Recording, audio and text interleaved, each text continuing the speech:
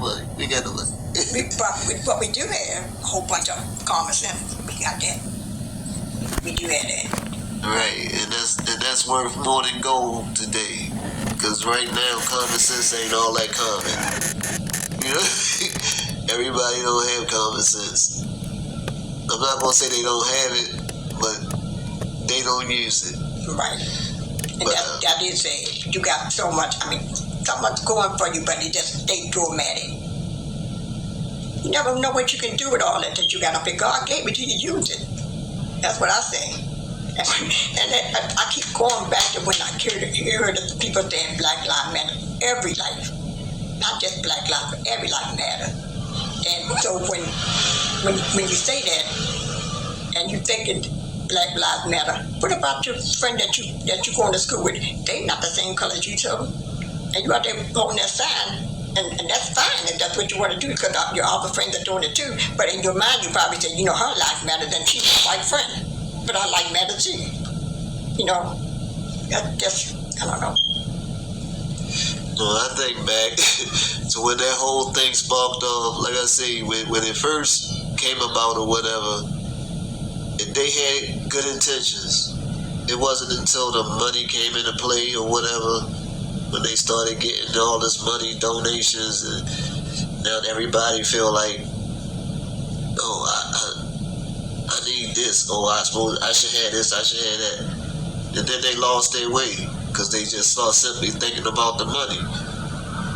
But, just like you said, if you're going to say, that's why people look at it as a joke. That's why they looked at it as a joke from the beginning, because you screaming, Black Lives Matter, Black Lives Matter. But soon as the cameras is gone and stuff, you back to killing the person around the corner that look just like you. When last week you was saying Black Lives Matter. So don't be fronting.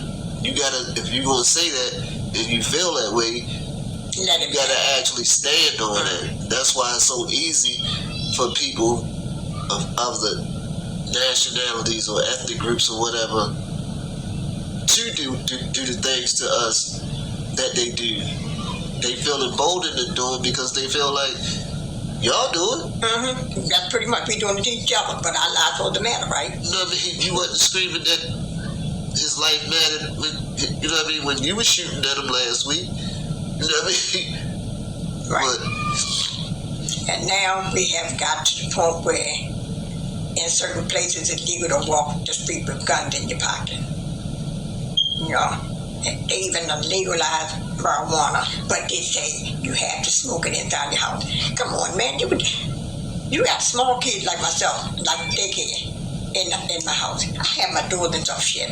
The stuff still come through the daggone windows. I'm like, oh my God, do I have to go upstairs, shut every window, put tape around my window, not to smell it? But they tell you, okay, it's legal now, so y'all can smoke it, but you have to smoke it inside your house. People ain't paying that no mind. They're going to still be on the porch. And some of them will be bold enough to sit on your step if you don't ask them to move. You know, take your beers and smoke, drink the beers, put the beer cans on your door, on your windowsill. I tap on you. When they sit on my step, I just tap. Could you get up, please? Now I even be nice enough to say please. I don't go cussing, because I ain't do that when you break my window. So I'll say, could you get off my step, please? Could you take that can with you? Oh, okay, ma'am. Because I'm going to say it in a pleasant way. And then if you don't get up, I still ain't going to cuss you and do all that crazy stuff. I'm saying, I just ask y'all to move, please. I have so-and-so. And most of the time if I say stuff like that, I don't have the problem. Because I say it in a manly way. They say, well, no, she's not rude and ignorant. Because I ain't going to be that way. And sometimes if it's talk outside, I'll take her like a chicken, boom, boom. And they look, oh, I'm sorry, and get up. But I'm saying, we don't have everybody not just crazy and simple. We have people that got common sense and they use it. It just like run into a couple of them out there, you know, misguided people. And or they might be in another zone or something. And they just do things just out of, I don't know, a whim. I'm going to put it up, I'll say a whim. Not to say nothing, but now the one that walk around with guns, to me, honestly, I don't think you should be carrying them And I feel like almost like you're looking for something. That's the way I feel. And so when y'all in different places, when you're legalizing guns like that, now I'm seeing the places I know that they like where Rayshawn live at, not Rayshawn, but Raymond live at, it's legal to carry a gun on you. So what happens if you take that gun and somebody bump up against you, shoot them? That's not legal. You took a life. So I mean, out here they still just shoot people just like they sitting ducks or something, and just walk away with it. 14-year-olds killing each other, or going in there with their brothers and sticking up people and killing people. That's just so out of children's minds are just gone. It's just gone, and it's just so sad that our young people, they don't know what to do with themselves no more. They don't. And like you said, it could be because they don't have the inside home environment that they should have. They don't. They could be out there on the street doing crazy stuff because the mother might be doing her, father might be incarcerated. So they don't have nobody. So they're out there selling weed or selling hard drugs or smoking them stuff and their mind, whatever they put in that stuff, it's not something that's going to make you happy. It's something that's affecting you because it's not the right thing that you should be doing in the first place. And your mind is not even in the right frame anyway. So I feel sorry for a lot of young people because they just misguided. They are. They don't have the right school they should have because they drop out in the 8th and 9th grade. And then what kind of job are you going to get? Everything will be hard for them because they don't have the right education they should have.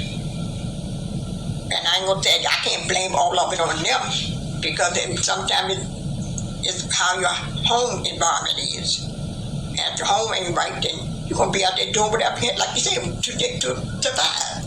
Whatever it takes. Taking from that person, stealing from stores, you doing this and other, going in places and snatching stuff, and to them sometimes it's funny because you got away with it. But at some point in time, you're not gonna get away with it.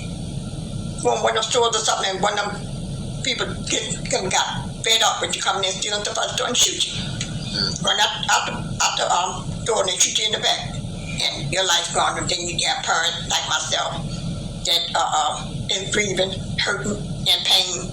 And that goes along every day, feeling that pain. It gets a little easier, but it never goes away. So to every parent that lost a child, you have my blessing. I don't cope with it as great as maybe a lot of people do, because I definitely have my moments, especially when you have children taken away from you at an early age.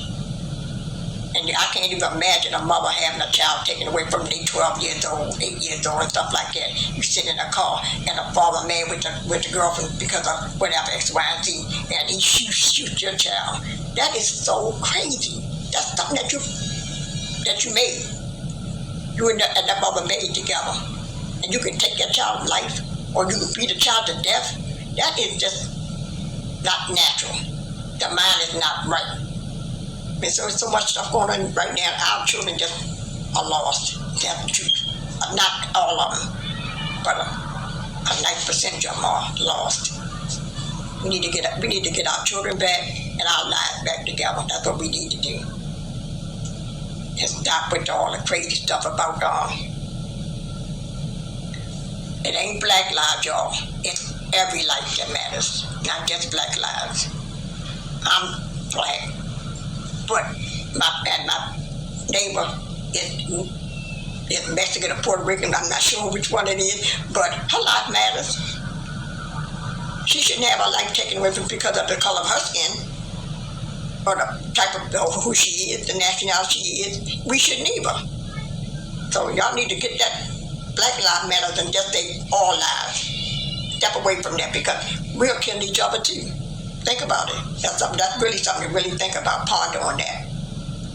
And then maybe you could say that now, if we could stop doing that to each other, then maybe you could open up your mouth and say that all Black Lives Matter. Then you could say that. But until y'all stop doing what you're doing, you shouldn't utter those words. I know I wouldn't. Because it's just like a double standard thing. I'm saying it, but I'm not doing it. Practice what you preach. That's what I say. I wanna shift gears a little bit as far as you just spoke on people, mothers having children taken away from them, losing children to gun violence. Because, I mean, you yourself as a mother has lost 2 sons to gun violence. I mean, in the first, I couldn't even imagine right after celebrating a milestone, which would have been with your 50th birthday. Your 50th birthday, celebrating your 50th birthday, only to the very next night lose your child to gun violence. Right. Then not only that, not even 5 years later, lose another one. You know, and just the strength and the endurance that it takes to keep going on. You know, I often wonder, you know, when I look at you and you constantly moving, you know, and I be trying to figure out how she do it, you know, how does she keep, you know, because I know what I suffered, you know what I mean, how I suffered on my end just by losing my 2 brothers or whatever, and I'm saying to myself, how she do it, you know, and I'm quite sure there's a lot of mothers out there who've lost children to gun violence or whatever. You know, I do know one thing that you told me when I was, you know, dealing with that pain or whatever. At one point you told me you gotta forgive people. Yeah. That's what the Bible says. You gotta forgive people, because until you forgive them, it's like they still got power over you because you're still suffering. Yeah. Once you forgive them, you can let that go. Now, don't get it misconstrued. To forgive somebody doesn't mean that you forget. Oh, no. You know, that doesn't mean that you forget the act itself. That's something you're going to remember forever. But forgiving that person, you know, it's like saying to yourself, admitting to yourself that it happened. There's nothing I can do about it to change the situation, to bring that person back or whatever. So I gotta move on from this in order for me to keep doing what I'm supposed to be doing. I gotta let this go. So as far as, like I say, any young, or it don't really have to be young, any parents that's out there, and I was going to say female, but it could go for men as well. You know, what would you say to them, that's something that might help them, or how you deal with it yourself to keep going? You know what I mean? To be able to keep going every day. First of all, I want to say I'll give a shout out to Miss Millie Brown for her when she had her thing going for I can't think of the name of the thing now. Mother's Cry. That's what it was. And that's one of the things that helped me deal with the death of my two sons, but not only my two sons, but also my grandson too, because his life was taken, but not too long after his father passed. But she put up she had a little organization that she called the Mother's Cry, and she had the mothers come in, and they had different things that they did, and that right there was one of the things that helped me. But another thing that helped me too, when we did our little walk one day down to the little shopping area down on Monument Street, it was a young lady that walked up to me, and I was just going through, and she said, Miss, she said, I want to tell you this. I said, what is that? She said, our children are just long as God loaned them to us, but they have to go back to God. And when she said that, I was like, I just stood and I looked at her, and she was hugging me, and I was saying to myself, you know what, she's right. And then as I kept thinking about it and pondering over it, and then knowing too, with the reality of seeing your child and knowing that there's nothing that you can do to bring that child back, but that pain just stayed there and stayed there. Then I have another one, like you said, 5 years later, that would be taken from you like that. And the only reason I'm able to deal with especially with Darnell, is because he honored what he said. He said he would never see another family member go before him, that he would give his life, and he did that. That's what he did. So that's how I was able to look. I looked at his face. His face was in peace. And I said, I'm not going to do this, and I'm not going to do it. His face was in peace that day when I saw him. And I kept saying, no, Mom, don't go in there. I said, I have to. I had to go look at my son. And I knew when he took his last breath, he said to himself, I did what I said I was going to do. I kept my promise, and he did. He kept his promise to his family members that nobody would leave this earth if he could help it. So I said to myself, thank you, Darnell. But one thing I do know, I know this, that he's good, and he would want you to be the same way, him and Ray Ray. So and they both of them came to me, Ray Ray, I don't know what kind of car that was, but he had the roof back, or he was just down. That was Ray Ray. He came to me in a dream, and then Donald came to him. It was crazy because it was like the helicopter's flying right, and he came through my back door. I said, Donald, they looking for you. He said, yeah, I know. I said, well, I want you to stay right here. And I went out the door, and I went across the street. When I turned around, I looked back. He was sitting out there talking to the people. He left out the house like I told him not to, and was talking to him. So he let me know then everything was fine. So when they can do that, when they come back to you and let you know that they're good, then you know that God got control of your heart. And the only thing you can do then was just smile and know that the time that you spent with them, it wasn't in vain. So when you think about the smiles and the silliness and stuff that they did back then, I mean, you can't help but to say, well, they lived their life the way they saw fit.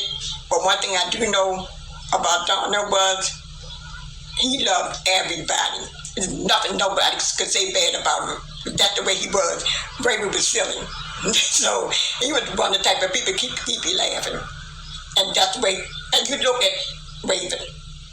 Raven is a cop. Raven and Rayshon is a cop and copy of their father. So you got all of that. You got all that to remember, all that to hug, all that to love. So he gave us this. He gave us a gift. So we can't walk around and well, every time I start talking, I start crying, but I can pet myself up. And when I speak his name, it makes me smile, because I know that was something that me and your father gave birth to. But at some point in time, we have to give back. We have to give them back. God called them home, so we couldn't keep them. But we kept the memories, and we will always have the memories. Right. So to each and every person that lost a loved one, I don't like the way my son left this earth. I don't. But he did Darnell did what he promised, and Ray, he's just one of those bodies that that make you laugh. And no matter what he did, you couldn't get mad with him. and everybody knew him, north, south, east, and west. So that everybody knew him. And he wasn't a person that would harm you. He wasn't that type of person. So his life was, I'm gonna say his life was taken in vain. That's what I'm gonna say. And also that it was his time. It was his time to go. I just didn't like the way that it was done. But I can't say nothing. No. I mean, he left me with memories, beautiful memories. Because I can look at Raven, I can look at Ray Sean, and I can look at Raymond. His three children that he left, I can look at them. And with Darnell, I mean, rest his soul, I can still see his picture, and I can see his face, and I see the look on his face and say, well done. That's what he said. I did what I said I was going to do. I kept my promise to y'all, and he did. So, Miss Millie Brown, thank you. And young lady, I don't know who you are, but thank you too, because without those words, I don't know if I could ever let it go. I mean, I've had so much hate in me, I swear, that if I could have caught the person that did what they did to me, I probably would be in jail myself right now. Because that's the kind of mother I was. You couldn't hurt my child and let me find out or find you. That was me. But God have them now. And they up there celebrating with my mother, my father, and all of the other family members. So we had our time together. We did. And we still have them active because we got those memories to talk and look back on. So I said, thank you, God, for just giving me those two sons and giving me the laugh and something I can always look back on. That's the way I look at it. That's the way I have to look at it. And I take it day by day. That's what I do. And we as a family, Sister Major, Patty Ravenel, Marvin Tate, Matilda, and also Veronica, Charles Ravenel, and myself, and all of our grandchildren. When we get together, we get together. And I know that Raven and Donna be looking at us and they're having fun. You know, I'm not there in the natural, but some of my part of me is because there's Raven here and there's another child. I even have a grandchild. So my little blessing, not little blessing, but a little miracle. And that's where she was, a miracle. So, I mean, even though you can have something taken from you, God still gives back. He do. So he gave us Raven's children to love. With Donna, we got beautiful memories. Always have memories. And he's going to be up on the top pedestal because of what he did. So God, be the glory for all the good things you have done for the family and continue to do. And I